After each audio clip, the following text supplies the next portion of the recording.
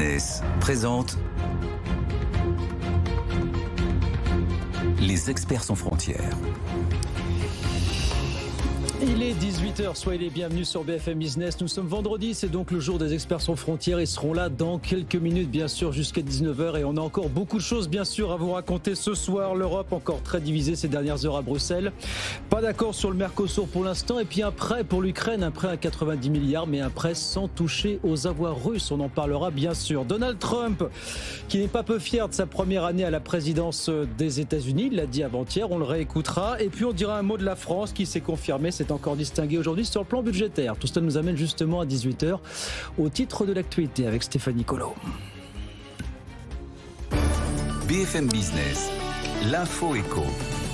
Bonsoir Stéphanie. Bonsoir Guillaume. Parce que c'est confirmé, il n'y aura pas donc de budget avant le 31 décembre. Effectivement, les députés et les sénateurs échouent à se mettre d'accord en commission mixte paritaire. En conséquence, le gouvernement prépare une loi spéciale. Elle permet de reconduire à minima le budget 2025 en 2026. Les débats budgétaires reprendront en début d'année prochaine. Quoi qu'il en soit, cette loi spéciale est une solution de très court terme. Selon le gouverneur de la Banque de France, François Villeroy de Galhau ajoute que ce n'est pas une bonne nouvelle pour les finances publiques puisqu'elle ne peut pas comporter de mesures d'économie ni prévoir l'augmentation du budget de la défense. La Banque de France confirme par ailleurs les bonnes nouvelles de l'INSEE. Elle relève aussi sa prévision de croissance à 0,9% pour cette année, mais l'institution se montre plus prudente pour 2026. La croissance reste fragile et soumise à l'incertitude. Le PIB devrait progresser de 1%. Et c'est dans ce contexte que la dette publique atteint un nouveau record en valeur. Elle se rapproche des 3500 milliards d'euros à la fin du troisième trimestre, soit un peu plus de 117% du PIB. Elle augmente de près de 66 milliards sur la période, après une hausse de près de 71 milliards au trimestre précédent. Du côté des créations d'entreprises, elle progresse légèrement, plus 0,4% en novembre, après une baisse de plus de 1% le mois précédent, tirée comme souvent par les micro-entrepreneurs. À l'international, de nouvelles consultations se tiennent en ce moment entre Ukrainiens, Américains et Européens sur le plan de paix en Ukraine. Ça se passe aux États-Unis. Les détails de la nouvelle version du plan ne sont pas connus, mais selon Volodymyr Zelensky, elle implique des concessions territoriales de la part de l'Ukraine en échange de garanties de sécurité occidentale. La balle est dans le camp de l'Ukraine et des Occidentaux, estime Vladimir Poutine. En France, Shein échappe à la suspension. La justice impose cependant à la plateforme chinoise de mettre des mesures de vérification d'âge sur certains de ses produits. Le gouvernement avait lancé début novembre une procédure pour suspendre durant 3 mois les ventes en ligne de Shein après la découverte de ventes de poupées à caractère pédopornographique et des armes. Le procès Lafarge, le tribunal correctionnel de Paris rendra sa décision le 13 avril prochain. Le groupe ainsi que 8 hauts responsables, dont l'ancien PDG Bruno Lafont, sont accusés de financement du terrorisme. Ils sont soupçonnés d'avoir payé des groupes djihadistes en Syrie jusqu'en 2014 pour y maintenir l'activité d'une cimenterie. 18h02 sur BFM Business, les marchés. Votre rendez-vous avec CG Finance. Notre mission, vous proposer des solutions personnalisées dans la gestion de votre patrimoine. C'est votre rendez-vous avec Emirates. Avec Emirates, voyagez mieux. Les marchés avec Antoine Larigauderie. Bonsoir Antoine. Bonsoir Stéphanie. Et le CAC termine quasi à l'équilibre ce soir. Oui, c'était une séance à 4 sorcières, 4 types de contrats et d'options qui tombaient à échéance aujourd'hui. C'était la dernière de l'année. Autant dire que les volumes étaait au rendez-vous. On est à 7,5 milliards d'euros d'actions négociées, quasiment le double d'une séance normale. Et on termine quasi inchangé, en plus 0,01% à 8151 points, alors qu'on était en hausse sur la majeure partie de l'après-midi. L'Eurostock 50 un peu plus décidé, plus 0,32%. La plus forte hausse du CAC 40, elle est pour Accor, qui gagne à 1,95 à 48,06. Safran plus 1,63 à 306,30 et Renault plus 1,6 à 36,26 à la baisse, et ça a pesé sur la tendance. Kering moins 2,5% à 302,55 €. Hermès moins 1,96 à 2102, un des dégagements sur le secteur du luxe. Et puis du côté de Saint-Gobain, on a perdu 2% à 86,08 €. Worldline signe la plus forte baisse du SBF 120 à moins 8, 1,47. Et Emeis, la plus forte hausse, plus 6,7% à 13,36. Donc un CAC qui termine cette séance à l'équilibre, plus 0,01%. Merci beaucoup Antoine. Est-ce qu'on regarde Wall Street? Oui, on regarde à la mi-séance ce qui se passe sur le marché. Dites-nous, tiens. Oui, bien sûr. On est en hausse marquée. Le Nasdaq en forme, plus 1%, plus 0,57 pour le Dow Jones, plus 0,57%, plus 0,83 pour le S&P 500. La seule fausse note, ce sont les résultats de Nike qui sont sanctionnés à moins 9,7% pour le titre. Merci beaucoup Antoine, tout est dit. Merci Antoine. Merci Stéphanie, on vous retrouve à 19h bien sûr, 19h, 19h30, le grand journal de l'écho avec Stéphanie Colo. 18h04, nos experts de Sans Frontières arrivent dans 2 minutes sur BFM Business jusqu'à 19h. À tout de suite. BFM Business présente Les experts sans frontières. Allez, 18h07, ils sont là comme tous les vendredis, bien sûr, nos experts sans frontières jusqu'à 19h pour commenter une actualité internationale qui effectivement est très riche ce soir. Hélène Kounz est avec nous. Bonsoir Hélène, bonsoir. Bienvenue, professeur à l'INSEC. Merci d'être avec nous. Stéphane Ekovic, bonsoir Steven, bienvenue, professeur de sciences politiques et d'histoire à l'Université américaine de Paris. Violetta Moscalou est avec nous. Bonsoir Violetta, bienvenue. Maîtresse de conférences associée à l'IAEMS School of Management à l'Université de Lorraine et fondatrice de Global Ukraine. Et puis on le voit, il est en distance, en visio, c'est Richard Verly qui est avec nous. Bonsoir Richard, vous êtes depuis Bruxelles. Ah, vous auriez dû être en plateau avec nous, il y a eu un petit problème de train, mais on vous remercie d'être avec nous en tout cas quelques minutes ce soir depuis Bruxelles pour parler notamment de ce sommet européen au cours duquel il s'est passé beaucoup de choses ou pas. Ça dépend de quel point de vue on se place, notamment du côté du Mercosur. Donc, pas d'accord, on ratifiera rien avant le mois de janvier au moins. Du coup, Ursula von der Leyen n'ira pas au Brésil demain samedi pour ratifier tout cela avec le président Lula. Écoutez Emmanuel Macron hier soir à ce sujet qui criait pas victoire totalement quand même. Écoutez. L'accord n'était pas acceptable en l'état et que le compte n'y était pas quant aux conditions que nous avions toujours posées. Il était donc inconcevable que l'on cherche à forcer une décision au Conseil pour autoriser la signature de cet accord alors que nos exigences ne sont pas encore satisfaites. Après des discussions difficiles, nous avons obtenu le report de cette décision et donc du sommet qui était initialement prévu après-demain. Et nous devons continuer le travail qui a été engagé depuis des mois. Voilà Emmanuel Macron donc hier soir à Bruxelles après l'annonce du report de cette ratification. Richard, avant de parler du report en stricto sensu, est-ce que vous pensez que cet épisode va laisser des fractures supplémentaires entre les membres de l'Union européenne? Je pense notamment aux Français qui n'en veulent pas et les Allemands, Merz, qui voulaient absolument ratifier cet accord au plus vite. Comment vous sentez ça? Écoutez, si on doit résumer, ce sommet a été un échec pour le chancelier allemand. Ouais. C'est évident. Il voulait un accord Mercosur rapide, il ne l'a pas obtenu. Et Emmanuel Macron a réussi à forger une alliance avec Giorgia Meloni, l'italienne. Ça, c'est nouveau. Donc, on peut dire que le président français, il a gagné un répit dans la période de fête. Il ne vous aura pas échappé que c'est une période particulièrement sensible. Il n'aura pas les paysans devant l'Élysée. C'est déjà ça, mais par contre, un mois, c'est très court pour négocier quoi que ce soit de nouveau. La balle est dans le camp de la Commission. Il faut maintenant qu'elle mette sur les papiers toutes les garanties, les mesures d'accompagnement qu'elle a promises. Mais ce qu'on entend dire, c'est que, alors il y a notamment les garanties qu'a obtenues la France. On a parlé des clauses de sauvegarde, renforcement de la clause de sauvegarde. On a parlé des fameuses clauses miroirs. C'est la réciprocité sur les normes sociales, environnementales, sanitaires. Sauf qu'on entend dire sur les clauses miroirs, si on veut durcir tout cela, il faut rouvrir l'ensemble de la négociation avec les pays du Mercosur. Ça paraît totalement inconcevable, Richard, quand on y pense. Ah, ça l'est évidemment. À partir du moment où vous dites que vous reportez de quelques semaines, c'est-à-dire au mois de janvier, vous êtes au fond dans l'ajustement. Oui. Donc le travail, ce sera la Commission qui devra l'effectuer. La Commission devra préciser ce qu'elle propose, elle devra mettre sur le papier un certain nombre de mesures. Maintenant, est-ce que les partenaires latino-américains seront d'accord? C'est une première question. Et deuxièmement, depuis le début, les paysans le disent, les agriculteurs le disent, qui va contrôler ces fameuses clauses miroirs? Est-ce qu'on peut être sûr que les partenaires latino-américains du Mercosur vont vraiment les mettre en œuvre? C'est un peu utopique, de toute façon, quand on parle de ces clauses miroirs. Je veux dire, si vous voulez contrôler, savoir dans quelles conditions a été conçu un produit venant d'Amérique du Sud, vous n'avez pas contrôlé toutes les fermes argentines, brésiliennes, pour savoir si on n'a pas eu recours à la déforestation, on n'a pas exploité des hommes, des femmes, des enfants. Donc c'est très utopique tout ça, Richard, on est d'accord finalement. C'est très juste, c'est absolument utopique et je dirais qu'hier on était dans un sommet éminemment politique. Il s'agissait pour Emmanuel Macron de montrer que la voix des agriculteurs est entendue Il l'a obtenu encore une fois Oui. au terme d'une coalition d'intérêts avec Madame Meloni, la présidente du Conseil italien, avec la Pologne, mais aussi avec la Hongrie de Viktor Orban. En gros, il a fait reculer la Commission européenne, il a fait reculer le chancelier Merz.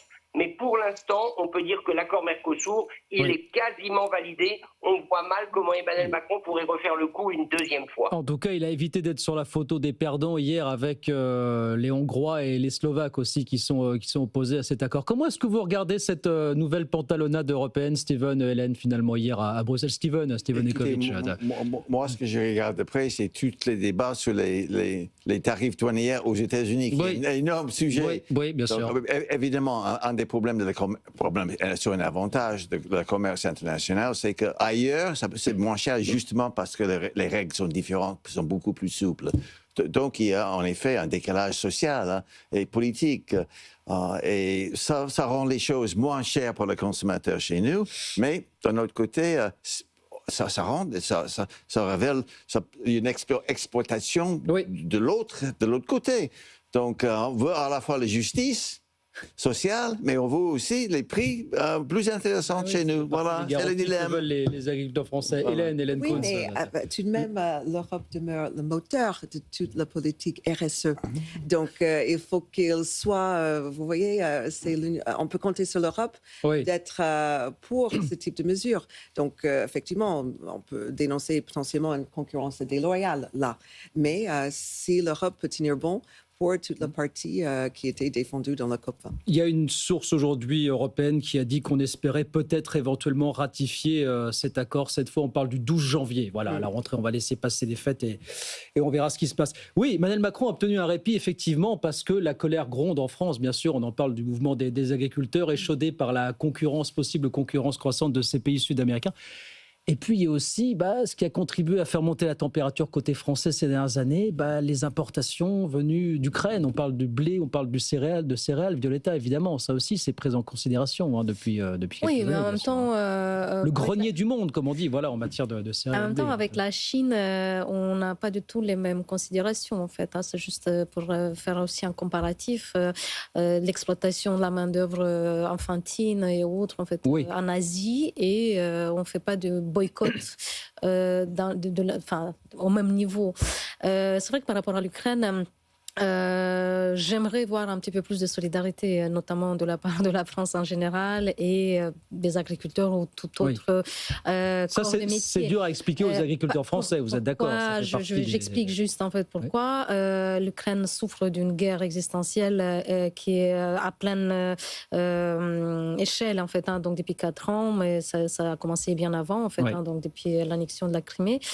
Et donc quand on pense qu'après la Deuxième Guerre mondiale, l'Europe a eu de la chance d'avoir eu un plan Marshall qui a permis de se reconstruire.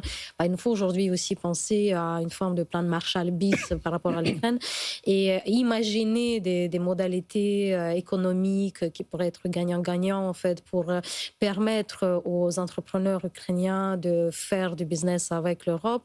Encore une fois, il faut que ça soit gagnant-gagnant, mais il ne faut pas être sclérosé et hermétique et se laisser mener par la peur en fait. Donc effectivement, l'Ukraine, c'est le grenier à blé de l'ex-URSS, c'est ce que chaque élève en France voit et lit dans les manuels, il me semble, en 5e. Il ne faut pas faire de l'Ukraine non plus le principal problème des agriculteurs français. Voilà, ce n'est pas l'épicentre des mots MAUMX de l'agriculture française. Malheureusement, effectivement, on voit que c'est une problématique et on aimerait avoir un peu plus de discussions constructives en fait, pour dire voilà, quelles sont les forces. Par exemple, par rapport à la Chine, on a des problématiques économiques, politiques, logistiques et autres.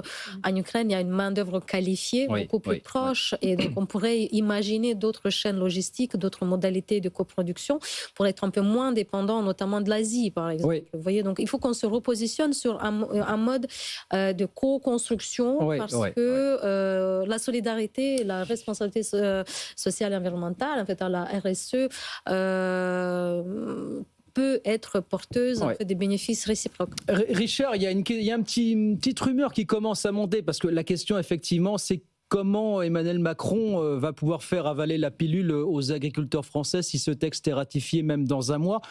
On commence à entendre dire peut-être qu'on pourrait négocier au niveau européen pour que la PAC, les aides de la politique agricole commune, soient peut-être un petit peu moins rabotées à partir de l'an prochain. Est-ce que c'est un bruit qu'on a entendu là du côté de Bruxelles ces dernières heures ? Oui, effectivement. De toute façon, l'accord sur le Mercosur, il oblige à réfléchir à la nouvelle période de politique agricole commune qui s'ouvrira à partir de 2027 pour 7 ans. Donc le cycle de négociation va démarrer pour savoir à quoi va ressembler cette politique agricole commune et on peut à peu près être certain que la France va utiliser sa mobilisation face au Mercosur pour exiger davantage.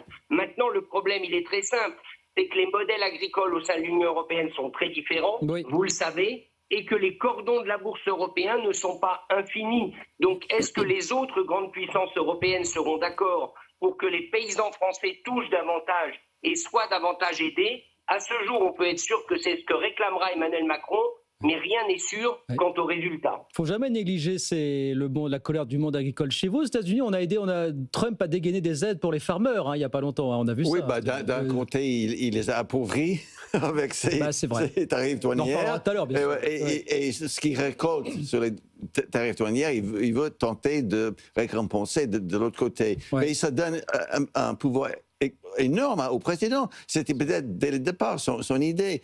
Il récolte. L'exécutif, le président, récolte cet argent et c'est lui qui estime qu'il a le droit de disperser. Mais il y a un problème constitutionnel ici, parce que normalement, c'est l'apanage du législatif. Tout ça, c'est du Congrès.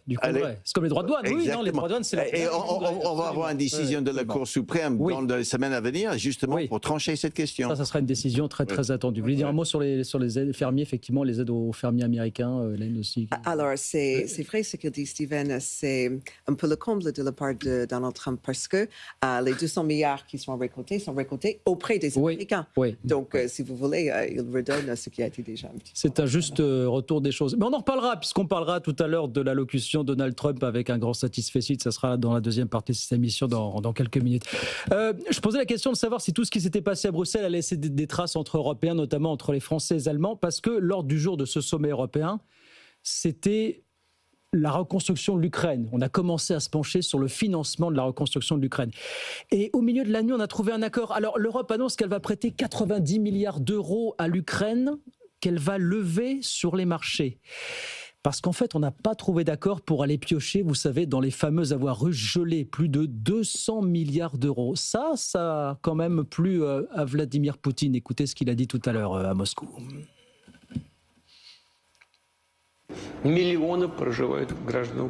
Je tiens à être clair concernant les discussions en Occident sur l'utilisation de nos avoirs gelés.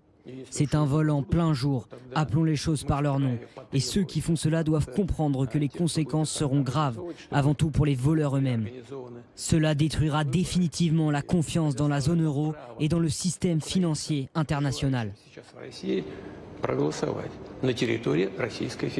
Voilà, Vladimir Poutine tout à l'heure à Moscou. Violeta Moscalou, est-ce que vous regrettez que l'Europe, encore aujourd'hui, n'ait pas touché aux avoirs russes gelés, qui sont immobilisés apparemment pour un certain temps maintenant? On a bien baqué les choses à Bruxelles. C'est déjà une bonne chose, effectivement. Et après, ce qui était le plus important, c'est de trouver des mécanismes de financement pour que l'Ukraine puisse tenir en 2026-2027. Donc pour moi, il y a une solution qui a été trouvée, très bien.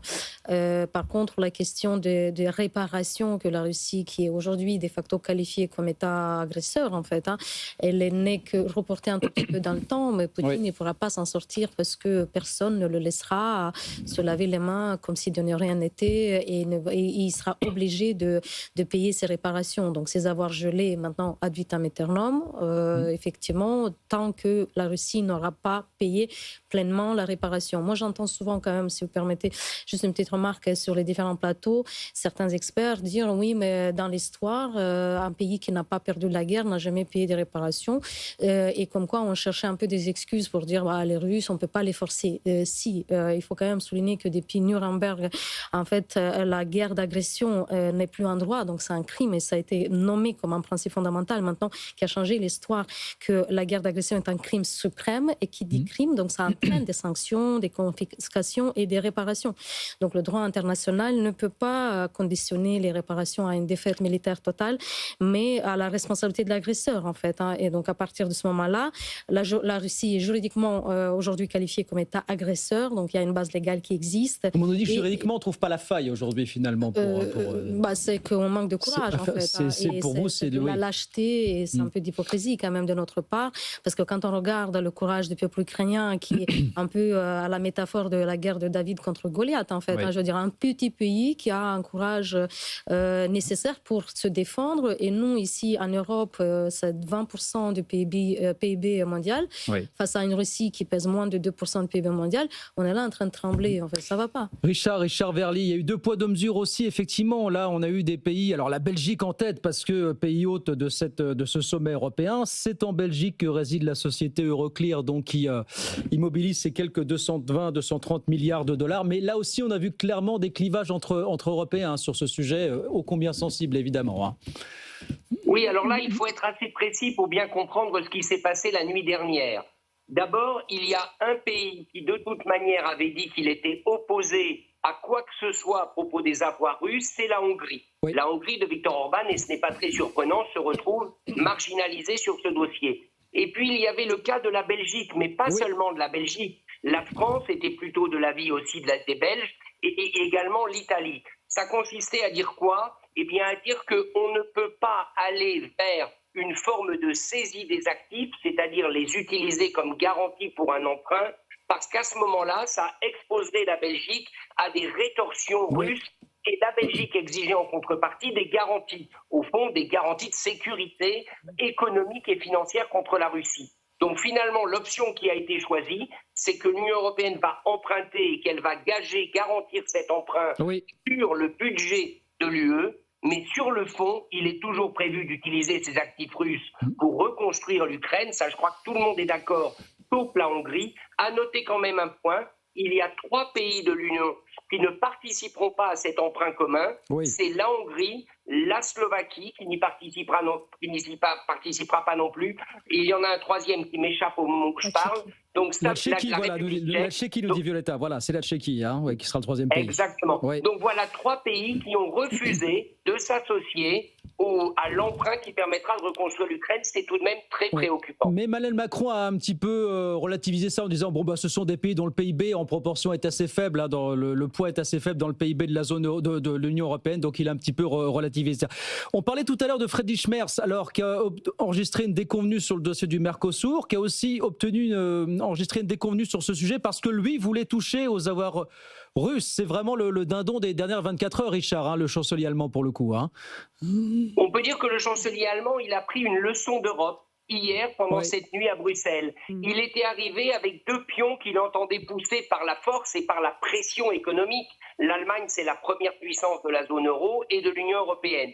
Il voulait un accord sur le Mercosur et il voulait que les actifs russes soient utilisés comme garantie pour le futur emprunt, précisément parce que Friedrich Merz ne voulait pas alourdir encore les contraintes du prochain budget européen. Eh bien, il a raté. Dans les 2 cas, ses partenaires lui ont expliqué que ça ne fonctionnait pas comme ça. Et il faut reconnaître que celui qui a fort bien réussi hier, c'est d'une part le Premier ministre belge, qui s'est montré particulièrement tenace et qui donc a réussi à ce que les actifs russes ne soient pas pris en garantie, mais aussi la présidente du Conseil italien, Mme Meloni, qui, sur le Mercosur, comme sur les actifs russes, s'est rangée du côté de la coalition des vainqueurs. Elle aussi a marqué des points en l'occurrence. Violetta, les instances juridiques de l'Union européenne disent on continue de chercher la faille juridique justement pour aller exploiter, peut-être aller piocher dans ces avoirs russes, 230 milliards de dollars. Donc, c'est une question de décision politique en fait. Je veux dire, c'est un pays qui est agressé, donc il ne peut pas ne pas payer le résultat. Quand une entreprise, par exemple, transgresse la loi, il y a des problèmes fiscaux et autres,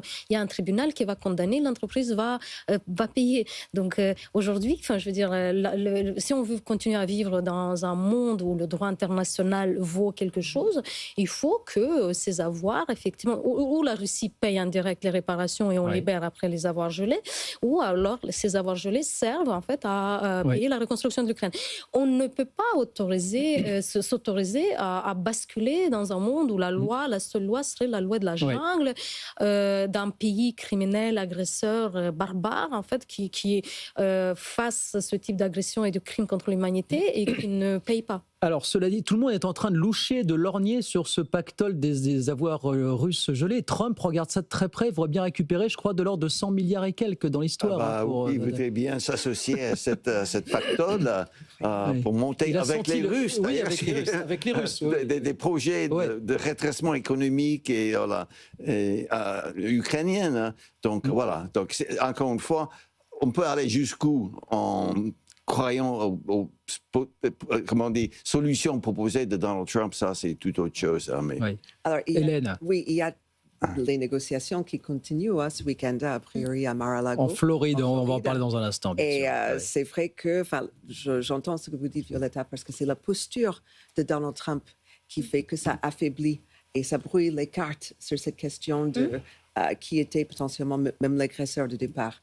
Donc, ça n'aide pas que le président américain n'a pas une Donald Trump est en train de sauver Poutine, en fait. Donc, en ce moment, et c'est juste le moment où il ne faut surtout pas lui faire des cadeaux, parce que les sanctions, avec un effet cumulatif, en fait, depuis presque 4 ans maintenant, on commence à affaiblir sérieusement, en fait, l'économie russe.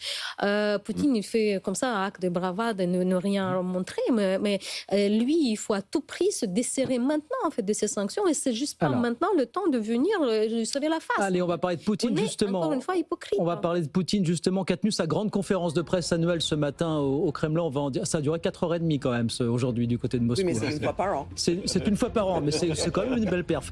On remercie Richard Verly. Merci beaucoup Richard. Je crois que vous avez un train à prendre pour rentrer dans les prochaines heures. Merci en tout cas d'avoir été avec nous depuis Bruxelles pour nous faire un peu ce compte rendu de ce que vous avez vu, entendu de ce sommet européen du côté de Bruxelles. Merci Richard. À très vite avec plaisir sur BFM Business bientôt. 18h28. Nous on est ensemble. On continue jusqu'à 19h sur BFM Business. Les experts reviennent. À tout de suite.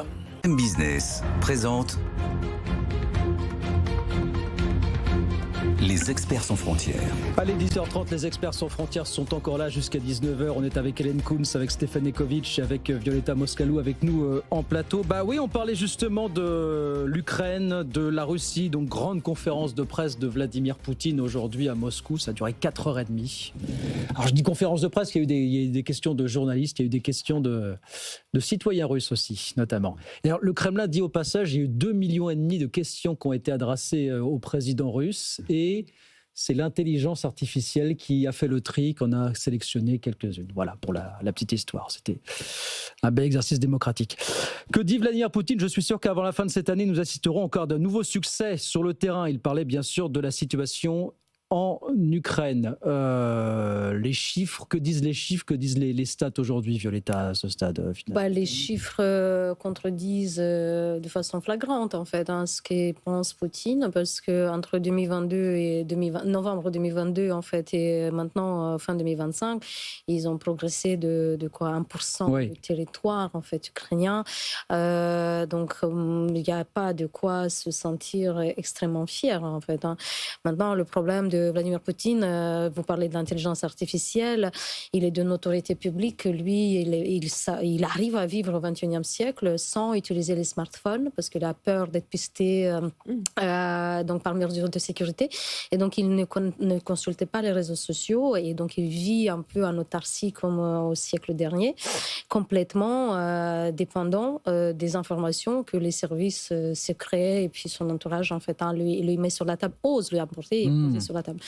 Il est compliqué de comprendre qu'aujourd'hui on puisse encore vivre complètement déconnecté, mais c'est ce qui explique aussi, entre autres, sa façon complètement aveuglée, en fait, de persister à croire que son armée pourra mettre l'Ukraine à genoux. C'est juste impossible, en fait. Et Trump, dans tout ça, est-ce qu'il est décidé à tourner la page véritablement maintenant du dossier ukrainien, sous une forme ou une autre ? Alors on parlera du Venezuela après quand même. Dites-moi, Oui. On peut faire un constat aujourd'hui et le constat demain va être différent. C'est à la fois un peu facile d'analyser Donald On sent bien que du côté de l'administration américaine, là, on arrive à un point de rupture. On va peut-être revenir plus tard, mais même au sein de la Maison-Blanche, de l'administration américaine, à ce moment-là, ils sont en train de se déchirer. Donc, il y a des factions au sein de la Maison-Blanche et on se demande qui a le vrai pouvoir, qui a l'oreille de Donald Trump. S'il écoute, on ne peut pas savoir. Donc, c'est ça. Encore une fois, c'est facile d'analyser Donald Trump parce qu'on peut toujours dire que c'est imprévisible, mais ça rend l'analyse davantage difficile parce que c'est imprévisible. La lassitude et la solution de facilité consiste donc à lâcher l'Ukraine aujourd'hui pour Donald Trump, puisque le but ultime n'est de toute façon d'essayer de se rapprocher de la Russie, d'arrimer la Russie plus côté occidental que du côté chinois, de toute façon. C'est ça, là. Tout de même, il a Marco Rubio dans les pattes, Rubio, secrétaire d'État, qui, je pense, quand même tient bon sur le soutien de l'Ukraine. Mais qui est quand même assez démonétisé. Je veux dire, c'est pas lui qui va rencontrer les émissaires de Poutine au Kremlin. C'est Witkoff. Il est censé avoir des équipes diplomatiques. Oui. Et c'est là où il a raison, Steven, c'est qu'on est dans un point de rupture entre les loyalistes et les experts, le corps diplomatique qui a été malheureusement un peu vidé de son sens, mais tout de même qui détenait cette expertise-là. Oui. Violetta.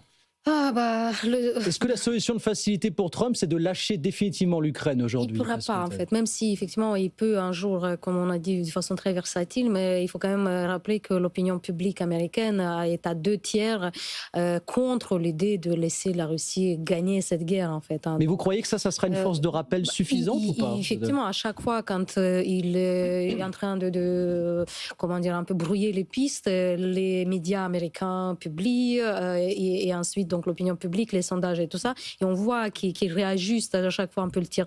Si par contre, un peu à sa décharge, mais même si je suis pas une grande partisane en fait de Donald Trump, c'est pas le premier président américain qui a péché, qui a été un défaut par rapport à l'Ukraine, parce que si on remonte encore, juste un petit rappel historique, en 94, c'était Clinton qui a lâché avec donc le mémorandum de Budapest en fait, donc qui a forcé l'Ukraine à signer ce mémorandum de Budapest contre des garanties en fait des États-Unis et donc qui a mené au fait que l'Ukraine a rendu l'arsenal nucléaire et qui subit aujourd'hui une agression qui aurait pu être évitée en fait à l'époque. En 2014, Barack Obama ne fait rien pour empêcher l'annexion de la Crimée.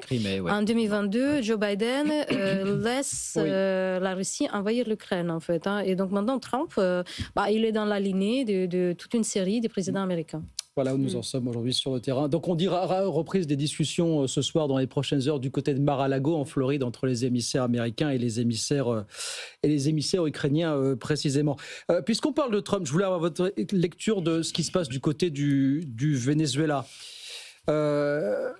Parce qu'il y a deux choses. Il y a le blocus naval des pétroliers vénézuéliens qui a été mis en place par l'administration américaine depuis quelques jours. Et puis à côté de ça, le fait qu'on continue à bombarder des bateaux supposés détenir de la drogue. Il y a eu encore, je crois, 2 bombardements hier. Des narcoterroristes. Mais qu'est-ce que cherche Trump dans cette histoire? Est-ce qu'il veut la chute du gouvernement vénézuélien ou c'est juste l'idée je pense qu'il veut le pétrole détourner aussi. l'attention Non, je pense qu'il veut le pétrole et je pense qu'il veut arriver au bout de leurs dirigeants. Mais le Venezuela, on le rappelle, c'est les plus grosses réserves au monde de pétrole. Ils ne produisent in fine qu'1 million de barils par jour, ce qui est peu au regard de la demande mondiale, mais ils ont les plus grosses réserves estimées aujourd'hui. Mais ça pose un immense problème actuellement avec le département de défense. Notre secrétaire de défense, Pete Hegseth, est vraiment en difficulté par rapport à ce dossier parce qu'on peut qualifier ces actes comme potentiellement des crimes de guerre. Et ils ont du mal à justifier tout ça. 100 morts depuis l'été, quand même, dans le bombardement. Alors, et ça ne peut pas se justifier. On est très loin des côtes. C'est peut-être pas le bon pays là pour le problème de drogue. Donc, rien ne va. Et il n'est pas très écouté. Le Pete Hegseth et pas du tout suivi par les généraux. Non, mais c'est un bon effet, une bonne façon de détourner l'attention des problématiques. On parlera après de l'allocution de Donald Trump Trump qui n'est pas au mieux dans les sondages aujourd'hui. Est-ce que ça peut être aussi simple que ça? On nous a fait le coup par ailleurs à une époque avec l'Irak. Je me rappelle de la Somalie il y a 13 ans, dans les années 90. Ouais. Est-ce que ça peut être aussi simple que ça? Il y a plusieurs facettes. En effet, ça peut être aussi une tentative de détourner l'attention de ces problèmes intérieurs, surtout sur les problèmes du Congrès pour l'instant, qui est maintenant a été mis en vacances par le président de la Chambre. Et aussi une question de pétrole, mais aussi une question de... C'est avoué que Trump ou certains autour de lui, parce qu'encore ici, on est dans une incohérence. Il y a le département de défense, il y a le département d'État, il y a le département de justice. Ils ne sont pas toujours, même sur la longue durée dans l'histoire américaine, toujours d'accord. Mais on est particulièrement dans une incohérence à cause de la personnalité même du président. Donc, il paraît que on dit, il faut toujours préfacer, on dit, parce que qu'est-ce qu'on a comme information fiable, que ce projet de Venezuela, c'est vraiment le dada de secrétaire d'État. Il y a l'idée de peut-être, alors pour l'instant on ne parle pas d'intervention militaire, mais certains disent l'idée c'est de faire chuter le régime de Maduro, prendre le pétrole, et ce sans intervention militaire, justement pour se rabibocher avec cette base MAGA à laquelle on avait promis que jamais on ne s'aventurerait dans une guerre un peu aventureuse. Là finalement on a trouvé la bonne équation peut-être avec le Venezuela. C'est une autre incohérence. Trump surfe sur les incohérences. Donc qu'est-ce qu'on peut croire? Donc, et d'une certaine façon aussi, c'était la stratégie de Poutine. Ouais. On arrive à... Qu'est-ce qu'on peut croire finalement? Un jour c'est ceci, un autre jour c'est cela. Il y a cette information-là, mais il y a une contre-information ici. Donc, d'une certaine façon, peut-être chez Poutine, c'est une stratégie de communication plus, comment on dit, sensée et plus voulue. Pour moi, chez Trump, la stratégie de communication est beaucoup plus personnelle et incohérente. Oui, Violetta, il y a visiblement une grande similitude entre les modes de faire en fait, de Poutine et Donald Trump. Ils sont tous les deux dans une logique prédatrice, en fait, parce que quand Trump arrive et qu'il parle du Canada, annexer le Canada et du Groenland, en fait, qu'est-ce qu'il avait... Donc on voit tout de suite qu'il est là avec cette approche prédatrice. Par contre, il y a des institutions quand même aux États-Unis qui ne le laissent pas faire tout ce qui lui passe par la tête, ce qui est complètement différent en Russie, qui est un État autoritaire, kleptocrate, et où il n'y a pas de démocratie. Poutine qui est là depuis 25 ans, la jeunesse russe n'a jamais vu un autre président, et il ne sait pas comment ça peut être quand il y a des vraies élections démocratiques et tout ça. Donc bref, mais dans leur tête, ils sont très proches en fait. Là, je suis complètement d'accord.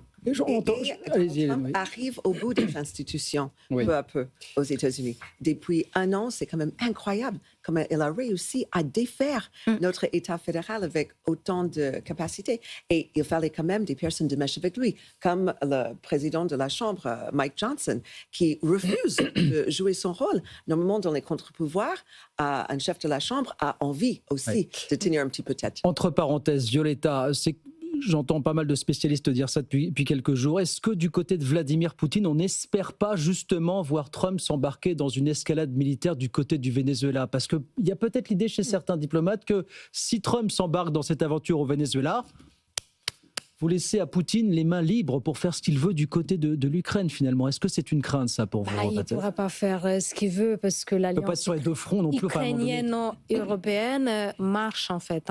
Et il faut quand même qu'on regarde lucidement. Depuis cet été, les Ukrainiens et les Européens arrivent à contrejouer à chaque fois les stratégies que Poutine et Trump essayent de se mettre d'accord en Alaska. En espace d'un week-end, les Européens arrivent avec Zelensky à Washington. Ça a complètement changé la donne. Maintenant aussi, il y avait ce plan de 28 points où finalement les Européens n'avaient rien à dire.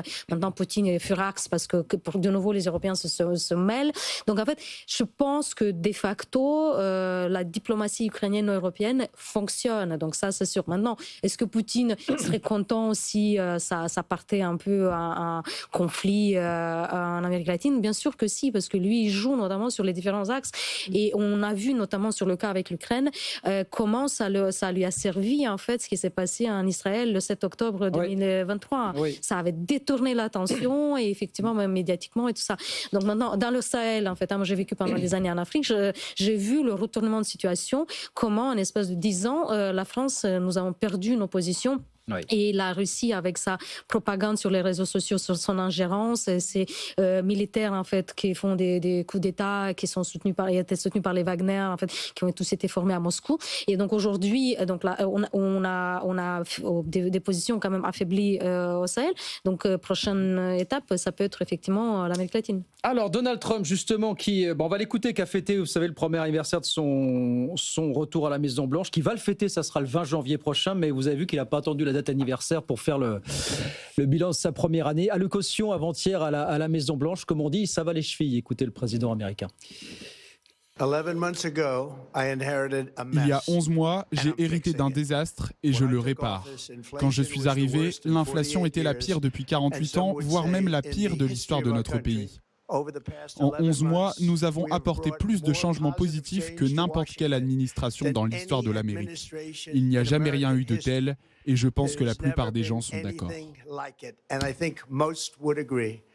Voilà, Donald Trump avant-hier à la Maison-Blanche, satisfait avec quelques semaines d'avance. Oui, le 20 janvier, c'est dans un mois finalement. Oui. Ce qu'il dit est faux, parce que c'est pas ce que disent les sondages, c'est pas ce que disent les derniers scrutins locaux, c'est ni les prix des... Ni les prix en grande surface, voilà. Ni l'inflation, ni les chiffres, ni oui, mais lui, il en sait. C'est une fabulation totale.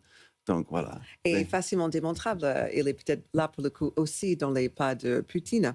Il s'est emporté et il s'est un peu trahi quelque part parce qu'il a dévoilé à combien il est en permanence préoccupé avec le bilan de Joe Biden, alors que Joe Biden n'est plus là depuis plus d'un an. À ce stade, c'est clinique. Hein. Je veux dire, l'obsession avec Joe Biden. Il y a beaucoup de choses cliniques là. Enfin, son état cognitif réel. On n'en sait pas grand-chose, mais on sait qu'il a fait 3 IRM cette année, ce qui est beaucoup. Ce n'est pas juste des examens de contrôle. Oui. Et il a énormément de mal à s'expliquer sur ça. Il n'y a pas de transparence de point de vue de la Maison-Blanche, alors que ça concerne réellement le public américain. Et quand c'était Biden qui était effectivement aussi très âgé et frêle, c'était une préoccupation en permanence, l'état cognitif de Joe Biden. Je pense qu'on peut aussi légitimement s'interroger de Donald Trump. La question se posera peut-être avec un peu plus... Oui, il y a ces propos qui sont un fantasme construit, hein, mais il y a aussi le style, parce que ça a duré 18 minutes. Il a hurlé pendant 18 minutes avec ses gestes habituels. Et mais ça, c'est le show. C'était démentiel. C'était démentiel. C'est le côté que tout le monde a repéré. Pas les propos aussi, parce que les propos sont fantastiques. Oui. Mais ce qui était plutôt analysé, repéré dans les médias américains, c'était cette façon démente de débiter les mots. Donc, et on se demandait, en effet, est-ce qu'il n'est pas comme quelque part un peu déréglé. Il faut absolument convaincre un électorat qui commence quand même à être quelque peu déçu, qu'au bout d'un an, peut-être à la Maison-Blanche, le pouvoir d'achat n'a pas vraiment augmenté finalement. On a misé beaucoup de choses sur les droits de douane pour récupérer des milliards, des dizaines, même des centaines de milliards de dollars pour ensuite les réinjecter en pouvoir d'achat pour les Américains. N'en voyez pas le début du commencement aujourd'hui. C'est ça le problème finalement. Ils sont en train de récolter ces fameux douane tarifaires, sauf auprès des Américains. Oui. D'où la hausse de prix. Donc il y avait vraiment une énorme faille dans la logique économique là. Et vous savez, je pense qu'il ressent vraiment quelque chose Donald Trump parce qu'il y a tout juste un an, l'Économiste, qui est tout de même une magazine de droite, a dit que l'économie américaine était l'envie du monde. C'était l'économie de Joe Biden. Et on imaginait que peut-être Donald Trump aurait pu juste aller jouer au golf, boire des Coca-Light toute la journée et surfer sur l'économie de Biden, alors qu'il a trouvé bon de casser ça. Oui. Et ça s'est vu très vite. Et on en parlait tout à l'heure, cette décision de la Cour suprême attendue. Alors c'est pour quand cette décision sur la guerre commerciale? Vers janvier. Vers janvier, décision très attendue. Cette fois, il n'y aura pas de point de non-retour. C'est la Cour suprême qui va statuer sur cette question des droits de douane. Oui.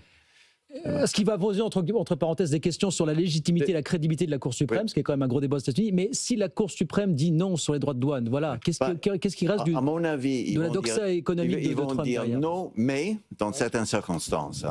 Voilà. Parce que la Cour suprême joue sa légitimité, sa crédibilité. Parce qu'il ne veut pas émettre une décision que Trump et son équipe vont ouvertement défier ou pas obéir. Donc ça, c'est une crise constitutionnelle grave. Donc, ils sont sur un fil de rasoir juridique. Donc, à mon avis, c'est évidemment anticonstitutionnel. C'est l'apanage du législatif de définir et mettre en œuvre, de définir des droits des tarifs douaniers et l'exécutif de les mettre en œuvre. C'est la définition même d'exécutif. Donc, c'est sûr que la Cour suprême va décider que c'est anticonstitutionnel. Mais j'attends le mais. Voilà. Ils vont dire mais parce qu'au fait, ils ont déjà décidé de manière incroyable que Donald Trump jouissait des pleins pouvoirs. Donc, ils vont avoir aussi du mal à se contredire leur propre décision qui date de juillet 2020. Ça, c'est un vrai problème. En tout cas, le pouvoir d'achat pour Trump, c'est vraiment le gros sujet des prochaines semaines, des prochains mois, d'ici aux élections de mi-terme dans un mois. Je ne sais pas si vous avez remarqué que des 18-20 minutes de son allocution de l'autre jour, il y a eu une annonce. C'est le versement d'un chèque à près d'1,5 million de militaires américains. Un chèque de, alors c'est pas anodin, $1,776. Ça rappelle la date de la déclaration d'indépendance des États-Unis. C'est tout ce qu'il est capable pour l'instant, grosso modo, d'annoncer pour le pouvoir d'achat des Américains. C'est un peu chagrin parce qu'il a vidé à cause de Doge, le fameux Doge de Elon Musk en début d'année, il a vidé les caisses pour nos anciens combattants et les vétérans. Donc, je pense qu'ils vont pas forcément bien le prendre, un chèque de $1,776. Oui.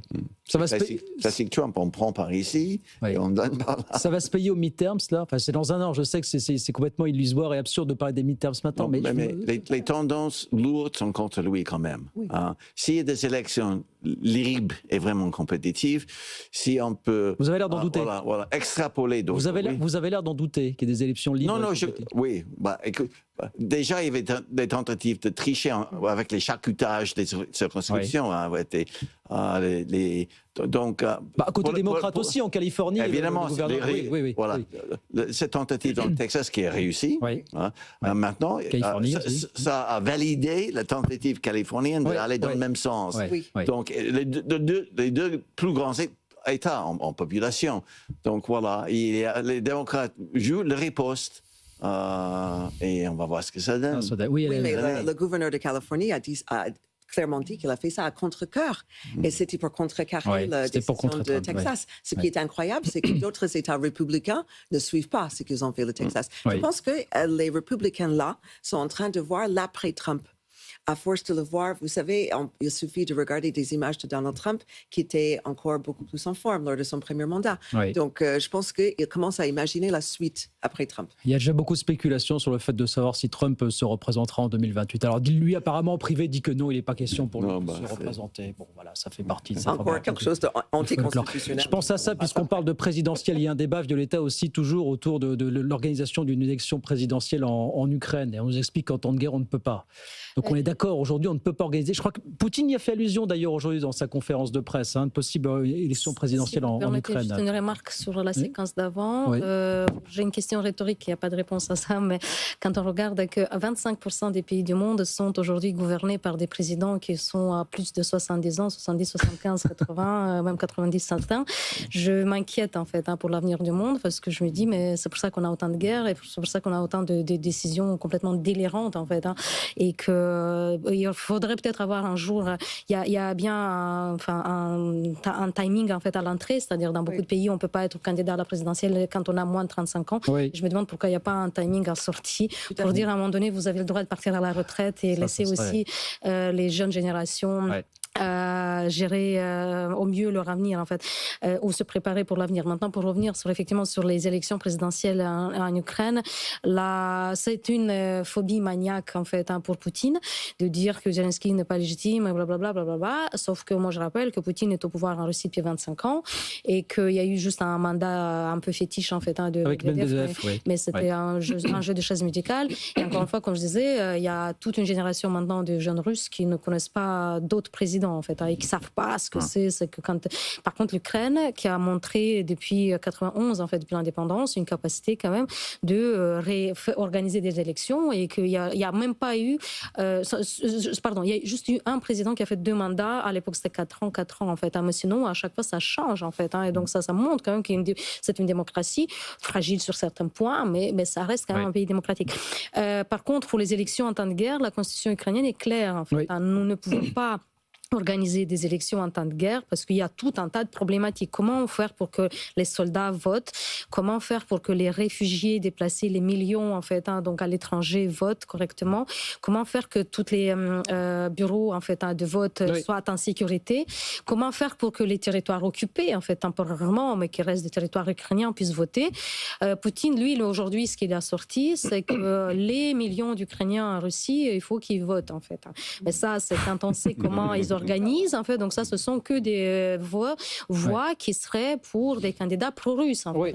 Donc en fait, Poutine, il voit ces élections comme une façon, un mécanisme en fait d'ingérence pour venir achever ce qu'il n'arrive pas à faire sur le front. En fait. Allez, voilà pour ce dossier ukrainien, voilà pour le presque premier anniversaire de Donald Trump. Il nous reste 4 minutes, c'est l'heure de vos cartes blanches, ces articles de presse que vous avez sélectionnés, dont vous vouliez nous dire un petit mot en une petite minute rapidement. On va commencer, on va revenir sur les États-Unis avec vous, Steven. Un article de Vanity Fair qu'on va voir s'afficher dans un instant.